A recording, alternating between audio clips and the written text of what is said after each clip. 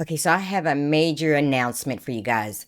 Microsoft announced that in PowerPoint, they're planning to deprecate the reuse slide button in the ribbon. And so this means that if you look here, that users will have to copy and paste slides between presentations or create a copy of an existing presentation and then build upon it. So this has actually taken us aback. Now, they made this announcement on July the 7th, and it takes effect at the end of the month. So you even just got a short window to be aware that this is happening. Now, a lot of MVPs are expressing their concerns about making this change in PowerPoint.